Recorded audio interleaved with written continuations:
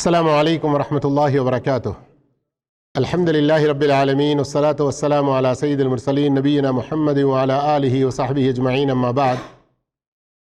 محترم معزز ساتھیوں، آج کا سبق بھی بڑا اہم ہے اور ہم سب کے لیے بہت ضروری ہے، اور آج کے اس سبق کو آپ سب لوگ روزانہ طور پر یاد رکھنا اور اس کے پیچھے جو تعلیمات دی جا رہی ہیں اس کے بارے میں اس پر محنت کرنا بھی ضروری ہے۔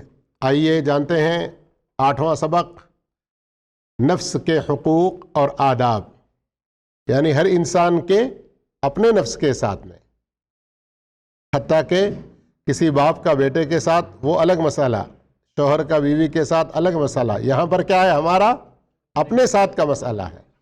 اس کو سیکھنا اور اس کے بارے میں اسلام نے کیا بہترین تعلیمات دی ہیں، ذرا اس پر غور کریں آپ لوگ۔ ایک مسلمان اس بات پر ایمان رکھتا ہے کہ اس کی دنیا و آخرت کی سعادت اس کے اپنے نفس کی تادیب اور اس کو پاک و صاف رکھنے پر منحصر ہے۔ قرآن مجید میں اللہ نے بہت صاف فرمایا، الا من اتى اللہ بقلب سلیم۔ تو اب اپنے نفس کی تادیب کا کیا مطلب؟ کہ اپنے نفس کو ہمیشہ باادب رکھنا، اور جہاں کہیں تھوڑا وہ ادب کے دائرے سے ہٹ جائے تو اس کی اصلاح کرنا، اسے سکھانا۔ تو یہ ہمارا اپنے نفس کے ساتھ اس طرح کا سلوک کیوں ضروری ہے؟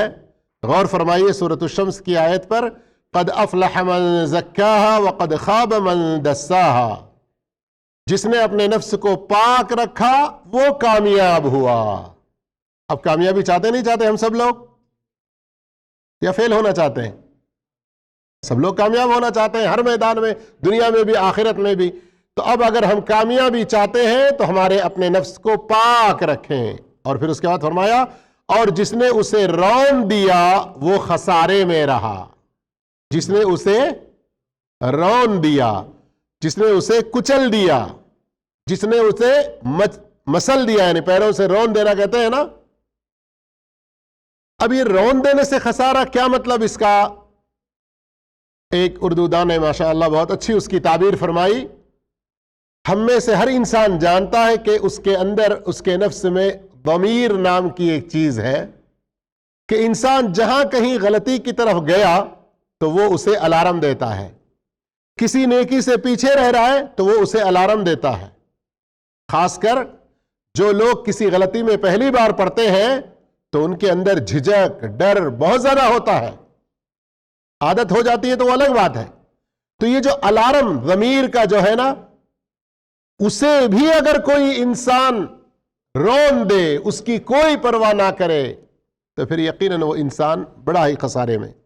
مزید اللہ رب العالمین نے سورۃ العصر مکمل جو نازل فرمائی تو اس میں غور کیجئے، قسم ہے زمانے کی بے شک انسان یقینی خسارے میں ہے سوائے ان کے۔ دیکھیے سارے انسانوں کو خسارے میں بتا رہا اللہ تعالیٰ، اور اس کے لیے زمانے کی قسم کھا رہا ہے۔ لیکن اس خسارے سے بچے ہوئے کون لوگ ہیں؟ جو ایمان لائے، اچھے عمل کرتے رہے، آپس میں حق کی وصیت اور صبر کی تلقین کرتے رہے۔ تو یہ 4 خوبیاں جن کے اندر ہے، ایمان کے ساتھ علم، اسی ایمان و علم میں نفس کی اصلاح بھی آئی، اور اچھا عمل، اچھائی کی وصیت دوسروں کو کرنا، اور صبر کے بارے میں ایک دوسرے کو تلقین کرتے رہنا۔ اور نبی کریم صلی اللہ علیہ وسلم کی اس حدیث پر غور کیجئے، صحیح بخاری کی یہ حدیث ہے، حدیث نمبر 7289۔ آپ صلی اللہ علیہ وسلم نے فرمایا، میری امت کے سبھی لوگ جنت میں داخل ہوں گے۔ میری امت کے سبھی لوگ جنت میں داخل ہوں گے۔ بہت بڑی خوشخبری نظر آتی ہے نا، لیکن آگے کا جملہ سنیے، میری امت کے سبھی لوگ جنت میں داخل ہوں گے سوائے اس کے جس نے انکار کیا۔ صحابہ کرام کو بڑا تعجب ہوا، پوچھا اللہ کے رسول صلی اللہ علیہ وسلم، جنت میں جانے سے کون انکار کرے گا؟ تو آپ صلی اللہ علیہ وسلم نے فرمایا، جس نے میری اطاعت کی وہ جنت میں داخل ہوگا، اور جس نے میری نافرمانی کی اس نے انکار کیا۔ آ رہی سمجھ میں بات؟ اپنے نفس کی اصلاح میں رسول اللہ صلی اللہ علیہ وسلم کی اطاعت و فرما برداری کس قدر اہم ہے۔ اب آئیے غور کیجئے، ایک مسلمان اس بات کو بھی مانتا ہے کہ اس کے نفس کو پاک و صاف کرنے والی چیز، نفس کو پاک و صاف کرنے والی چیز ایمان اور عمل صالح ہے۔ ہمارا نفس क्लोरेक्स डाल के धोने वाली चीज नहीं है। अरे रे वो डुप्लीकेट साबुन है। टाइड लीजिए, एरियल लीजिए, ऐसा कहते हैं ना सफाई के लिए। तो क्या इन सब चीजों से साफ होगा दिल? दिल की सफाई किससे होती है? बोलो जरा पीछे वाले भाई भी। दिल की सफाई किससे होती है? ईमान और अमल सालेह से। और जो चीज दिल को बिगाड़ने और खराब करने वाली है वो क्या है? कुफ्र और गुनाह के काम। अल्लाह अज़्ज़ा व जल्ला का इरशाद है, वअक़िमिस्सलाता तरफ़ई नहारी व ज़ुल्फ़म मिनल लैलि इन्नल हसनाति युज़हिबन सय्यिआत। दिन के दोनों सिरों में नमाज को कायम रख और रात की कई साअतों में भी यकीनन नेकियां बुराइयों को दूर कर देती हैं, नेकियां बुराइयों को मिटा देती हैं। तो क्या बात समझ में आ रही? जब कभी कहीं कोई गुनाह हो रहा है तो फौरन क्या करना? ज्यादा से ज्यादा तौबा इस्तिग़फ़ार करके नेकियों में आगे बढ़ते जाना। सूरह हूद की आयत नंबर 114 थी ये। अब गुनाहों का नुकसान जरा देखें, नफ्स की इस्लाह में दिलों पर कैसा असर होता है। सूरह मुतफ़्फ़िफ़ीन आयत नंबर 14 में अल्लाह ने फरमाया, कल्ला बल रान अला कुलूबिहिम मा कानू यक्सिबून। यूं नहीं बल्कि उनके दिलों पर उनके बुरे अमाल की वजह से जंग चढ़ गया है। हम जब कोई बुरा अमल करते हैं ना तो क्या होता है? अल्लाह के रसूल सल्लल्लाहु अलैहि वसल्लम की सही हदीस है, जब कोई इंसान एक गुनाह का काम करता है तो दिल पर एक काला धब्बा, काला दाग, नुक्ता बैठ जाता है। और अगर तौबा इस्तिग़फ़ार करके नेकी करता है तो वो मिट जाता है। और अगर गुनाह पर गुनाह करता है तो फिर वो फैलता जाता है यहां तक के पूरा। फिर अल्लाह के रसूल सल्लल्लाहु अलैहि वसल्लम ने यही आयत तिलावत फरमाई। इसीलिए मुसलमान हमेशा अपने नफ्स की इस्लाह और उसको पाक करने में लगा रहता है। दिन रात अपने नफ्स को नेकी के करीब और बुराई से दूर रखने की कोशिश करता रहता है। हर लम्हे अपने नफ्स का मुहासबा करता है। हर लम्हे अपने नफ्स का मुहासबा करता रहता है और उसको नेकी का खूगर बनाने, नेकी का आदी, खूगर फारसी का लफ्ज उर्दू में इस्तेमाल होता है, नेकी का आदी बनाने और ताअत पर कायम रखने में खूब जोर लगाता है। इस जुमले पर तवज्जो दीजिए जरा, जरूरत पड़ती है माहौल के हिसाब से। हमें कभी किसी नेकी पर अमल करने के लिए दिल नहीं चाहता, लेकिन दिल पर थोड़ा सा दबाव डालना पड़ता है। इसी तरह शर व फसाद से उसको हटाने में भी अच्छी मेहनत करता है।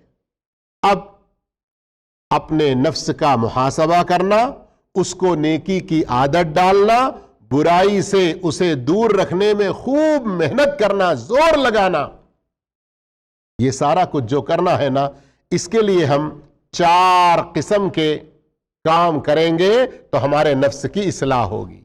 कितने किस्म के काम? आइए वो 4 काम बता रहे हैं। लोग अपना काम करने वाले करेंगे, आप लोग यहां तवज्जो से सबक सुने। नंबर 1 क्या है? तौबा। नंबर 1, जी हां, तौबा के बारे में आमतौर पर हम क्या सुनते हैं? तौबा करने से गुनाह माफ होता है। बात सही है, लेकिन अपने नफ्स की इस्लाह, अपना नफ्स जो पाक व साफ होना है, उसमें भी तौबा का बहुत बड़ा दखल है। जैसे अभी वो नुक्ता पढ़ने वाली हदीस आपने सुनी। तो आइए, तौबा इसका मतलब है, तौबा किसे कहते हैं उसके अंदर 3 पॉइंट बता रहे हैं, जरा गौर कीजिए आप लोग। तौबा, जरा आवाज कम करना, बातें नहीं करना आप लोग, अल्लाह जज़ाए खैर दे आप लोगों को। तौबा इसका मतलब है तमाम गुनाहों से और नाफरमानियों से दूर रहना, गुजरे हुए हर गुनाह पर शर्मिंदा होना और इन फ्यूचर, मुस्तकबल में फिर गुनाह की तरफ ना लौटने का पुख्ता इरादा करना। आ रही समझ में बात? 3 बातें हैं ना तौबा में। क्या क्या? गुनाह छोड़ देना, बिल्कुल उससे अब दूर रहना। जब कभी उसका कुछ जिक्र आए, याद आए तो शर्मिंदा होना, छी कैसा मुझसे ये हो गया, इस तरह का एक अफसोस होना। और तीसरा, आइंदा उस पर, उस गुनाह की तरफ ना जाने का पुख्ता इरादा करना। अल्लाह अज़्ज़ा व जल्ला का इरशाद है सूरत तहरीम आयत नंबर 8, ऐ ईमान वालो तुम अल्लाह के हुदूर सच्ची खालिस तौबा करो, करीब है कि तुम्हारा रब तुम्हारे गुनाह मिटा दे। گناہ کس برکت میں مٹائے گا اللہ؟ کیا کرنے سے اللہ گناہ مٹائے گا؟ بولو ذرا اچھا زور سے. کرتے رہیں گے توبہ ہمیشہ؟ اچھا ذرا ایک بات بتائیں، اللہ کے رسول صلی اللہ علیہ وسلم ایک مجلس میں ایک بار میں کہیں بیٹھتے کرتے تو کتنی بار استغفار کرتے؟ 70 بار، 100 بار حدیثوں میں ذکر آیا ہوا ہے. اس لیے میرے بھائیوں بہت زیادہ ضروری ہے روزانہ کی زندگی میں توبہ استغفار. رسول اللہ صلی اللہ علیہ وسلم نے فرمایا ان اللہ عز وجل یبسط یدہ باللیل لیتوب مسیء النہار. آگے پھر حدیث کا ترجمہ سنا دیتا ہوں، مسلم شریف کی صحیح حدیث ہے 2759. بے شک اللہ تعالیٰ اپنا ہاتھ رات کو پھیلاتا ہے تاکہ دن میں گناہ کرنے والا توبہ کر لے. اللہ اکبر، کتنا بڑا رحیم و غفور ہمارا رب ہے. بندے آ جا توبہ کر لے. پھر اسی طرح سے دن کو ہاتھ پھیلاتا ہے تاکہ رات میں گناہ کرنے والا توبہ کر لے. اور کب تک یہ معاملہ چلتا رہے گا اسی طرح سے؟ سورج مغرب سے طلوع ہونے تک. توبہ کے بارے میں سن لیے نا؟ اپنے نفس کو پاک کرنے کے لیے کتنی چیزیں ضروری ہے بتا رہا تھا میں. ان میں سے ایک کیا ہے؟ سن لیے اس کے بارے میں. اب آئیے نمبر 2 کیا ہے؟ مراقبہ. کیا ہے مراقبہ؟ آپ لوگ یہاں سعودی عرب میں رہتے ہیں تو ماشاءاللہ جگہ جگہ دیکھتے ہوں گے تحت المراقبہ کیمرے کی فوٹو ہوتی ہے، المراقبہ لکھا ہوتا ہے نا؟ کیا مطلب اس کا؟ یہاں پر مراقبہ کا معنی کیا ہے؟ یعنی ایک مسلمان اپنی زندگی کے ہر لمحے کو، اپنی زندگی کے ہر لمحے کو اس کامل یقین کے ساتھ گزارتا ہے کہ اس کا رب اس کی نگرانی کر رہا ہے اور جانتا ہے کہ وہ اس پر اپنی نگاہ رکھے ہوئے ہے، اس کے پوشیدہ اور ظاہر سے خوب واقف ہے. اس طرح اس کا نفس یقین حاصل کر لیتا ہے کہ اللہ برابر اس کا خیال رکھے ہوئے ہے. پھر اسے اللہ کے ذکر سے انسیت حاصل ہوتی ہے، یعنی نفس کو بہت شانت ملتا ہے، اس کی اطاعت میں اسے راحت ملتی ہے. سمجھ میں آیا یہاں تک کیا ہے؟ کیا پڑھے ہیں؟ سمجھ میں آیا کچھ؟ مطلب یہ ہے کہ آپ اللہ عز و جل کے بارے میں ہمیشہ یہ خیال اپنے ذہن و دماغ میں تازہ رکھیں کہ آپ ایک سیکنڈ کے لیے کیا اس سے کسی کم وقت کے لیے اس کی نگاہ سے کہیں چھپے ہوئے نہیں، اس کے علم سے کہیں باہر نہیں. یہاں اگر کیمرہ رکھا جائے 24 گھنٹے وہ کیمرہ کیا کرتا ہے؟ یہاں جو کچھ بھی ہو رہا ہے سب کچھ کرتا ہے نا. اللہ رب استغفر اللہ نعوذ باللہ استغفر اللہ نعوذ باللہ استغفر اللہ، یہ ہماری کم عقلی میں آنے کے لیے میں مثال دیتا ہوں. فلا تضربوا للہ الامثال، اللہ کے لیے مثال نہیں دے رہا ہوں میں. تو جس طرح سے کیمرے کا ڈر ہوتا ہے ہمیں، جس طرح سے ہم اس کے مراقبے کا اور اس کی نگرانی کا پورا خیال کرتے ہوئے ہم اپنا کام کرتے ہیں، اس سے کہیں زیادہ اللہ کے بارے میں ہمیشہ ہمیں اپنے دل میں یہ خیال تازہ رکھنا چاہیے کہ اللہ ہمیشہ دیکھ رہا ہے، ہمیشہ ہمارے بارے میں سن رہا ہے. ہم 10 20 50 100 1000 لاکھ نہیں کروڑوں کے بیچ میں ہو جائیں، سب لوگ ایک وقت میں اپنی کچھ بھی بات کرتے رہیں، کسی بھی زبان میں کرتے رہیں، سب کی باتیں الگ الگ ہوں، تو اللہ سب کی باتوں کو، سب کی زبانوں کو، سب کی ان آرزوؤں کو سننے کی طاقت رکھتا ہے. اس کی نگاہ سے، اس کے علم سے، اس کے سننے سے کوئی چیز چھوٹ نہیں سکتی. آری سمجھ میں بات؟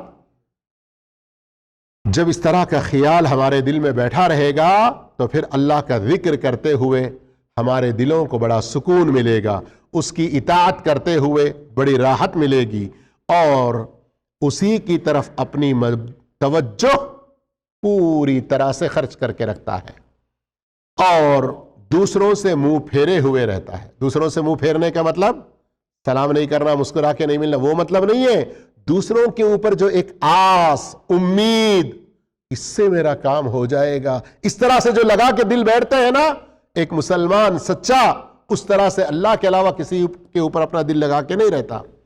اور یہ سورہ نساء آیت نمبر 125 میں اللہ رب العالمین نے اپنے چہرے کو اللہ کے حوالے کرنے کا جو ذکر کیا تو اس کا یہی مطلب ہے. غور کیجئے، وَمَنْ أَحْسَنُ دِينًا مِّمَّنْ أَسْلَمَ وَجْهَهُ لِلَّهِ وَهُوَ مُحْسِنٌ. باعتبار دین کے اس سے اچھا کون ہے؟ سوال کر رہا ہے اللہ تعالیٰ، اس کا مطلب یہ کہ اس سے اچھا دوسرا کوئی اور نہیں ہے۔ کون؟ جو اپنے چہرے کو اللہ کے حوالے کر دے۔ اپنے چہرے کو مطلب صرف چہرہ اس کی طرف ہے، دل منوانی کہیں پر بھی ہے نہیں، چہرے کے ساتھ دل بھی یہاں پر مراد ہے۔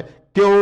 وَهُوَ محسن، ترجمہ میں تو نیکوکار کیا گیا، لیکن قرآن مجید میں محسن کا لفظ اور جگہوں پر جو آیا ہے اس کے اندر نیکوکار کا معنی آتا ہے، مخلص کا معنی آتا ہے، متبع سنت کا معنی بھی آتا ہے۔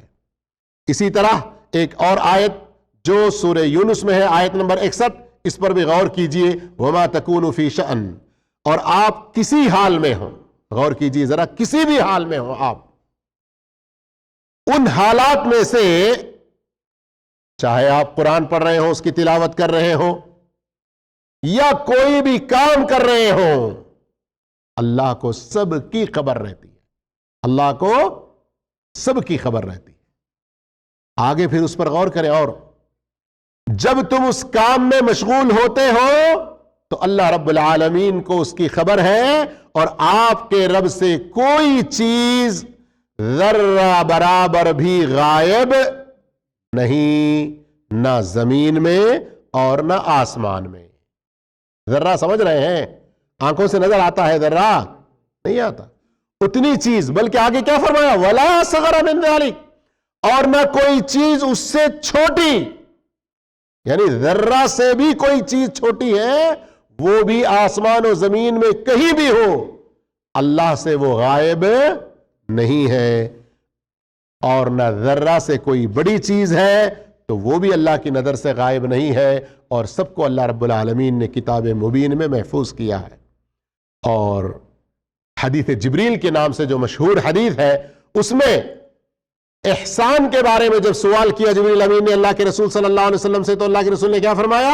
ان تعبد اللہ کأنک تراہ فإن لم تکن تراہ فإنہ یراک، تو اللہ کی عبادت اس طرح کر کہ گویا تو اسے دیکھ رہا ہے۔ اگر تو اسے دیکھ پانے کا تصور نہیں رکھتا، اللہ ہمیں دیکھ رہا ہے، نہیں، میں اللہ کو دیکھ رہا ہوں، اس طرح کے جذبے سے عبادت کرنا ہے۔ اگر یہ خیال نہیں آتا تو پھر یہ تو یقین رکھنا ہے کہ اللہ تجھے ضرور دیکھ رہا ہے، اس لیے کہ اللہ کی نگاہ سے کہیں بچ کے نہیں جا سکتے۔ تو اپنے نفس کو پاک کرنے کے لیے 4 چیزیں ضروری ہیں۔ پہلا کیا ہے؟ توبہ۔ دوسرا کیا ہے؟ مراقبہ۔ تیسرا ہے محاسبہ۔ تیسرا کیا ہے؟ محاسبہ۔ مسلمان اس زندگی میں دن و رات عمل کرتا رہتا ہے تاکہ یہ عمل دار آخرت میں، آخرت کی زندگی میں سعادت، عزت افزائی کا سبب بنے، یعنی ہمارے آخرت میں عزت بڑھ جائے، ہمیں سعادت مل جائے اور اس سے اللہ کی رضا حاصل ہو جائے۔ اس لیے اس دنیا کی زندگی میں مسلمان کیا کرتا رہتا ہے؟ عمل کرتا رہتا ہے۔ اور یہ دنیا موسم عمل، یہ دنیا ہی ہے، لہٰذا ایک مسلمان اپنے فرائض و واجبات کا ایسا خیال رکھتا ہے۔ ذرا یہاں سے اب توجہ فرمائیے، رمضان کا مہینہ بھی ویسے ہی بڑا بزنس کا مہینہ کہتے ہیں نا، تو بزنس کے حساب سے کیسا اپنے نفس کی اصلاح کے بارے میں سمجھا رہے، غور کریں۔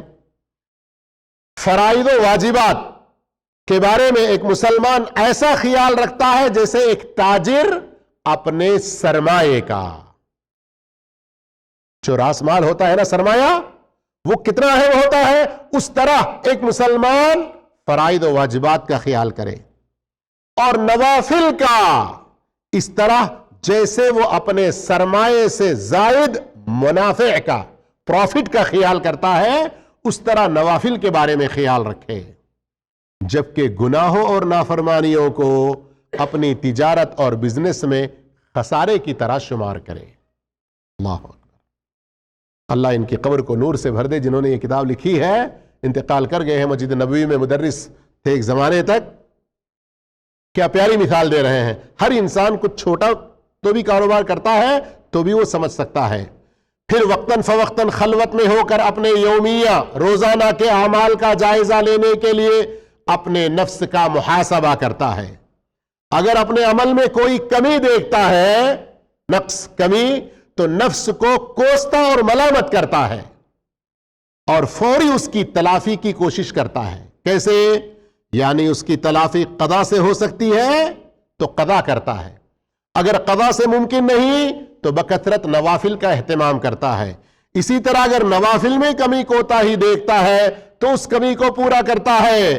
اگر کسی منع کردہ چیز کا ارتکاب کرنے سے وہ خسارہ دیکھ رہا ہے تو اس خسارے کے مطابق استغفار، شرمندگی، توجہ اللہ اور عمل خیر بکثرت کرنے کی کوشش کرتا ہے. محاسبہ نفس کا یہی مطلب ہے. سمجھ میں آیا؟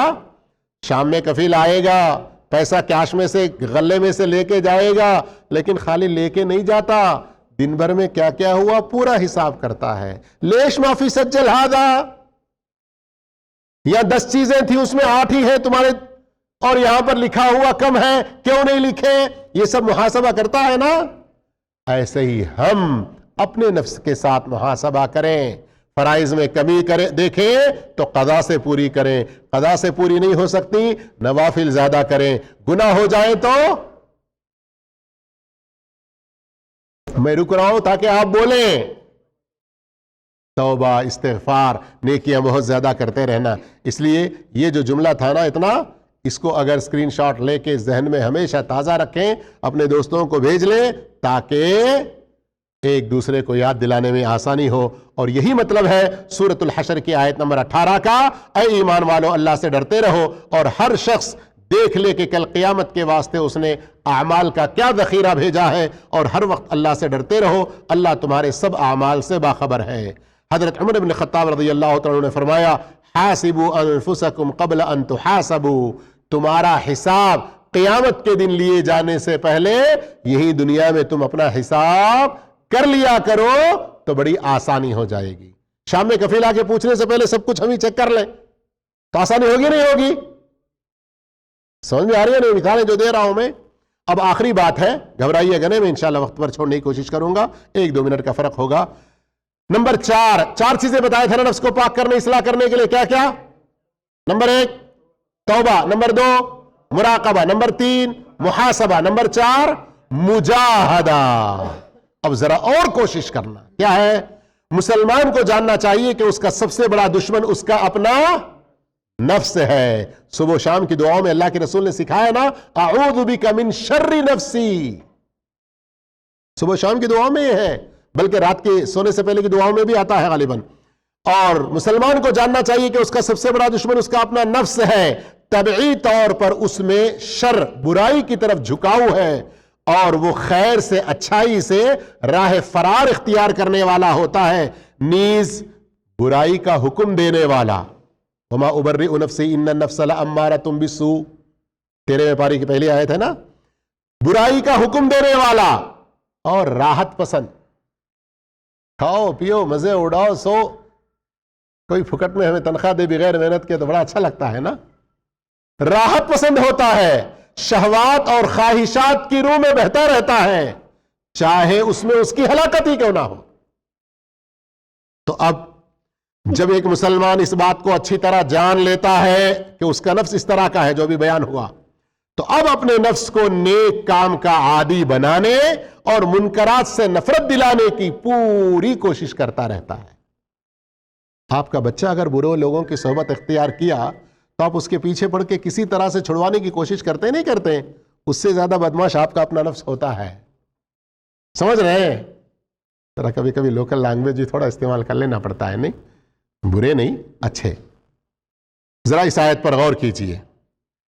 اللہ رب العالمین فرماتا ہے سورہ عنکبوت آیت نمبر 69، اور جو لوگ ہماری راہ میں مشقتیں برداشت کرتے ہیں، جاہدو جہاد کرتے ہیں، اپنی پوری کوشش صرف کرتے ہیں، لنہدینہم سبلنا، ہم انہیں اپنی راہیں ضرور دکھائیں گے.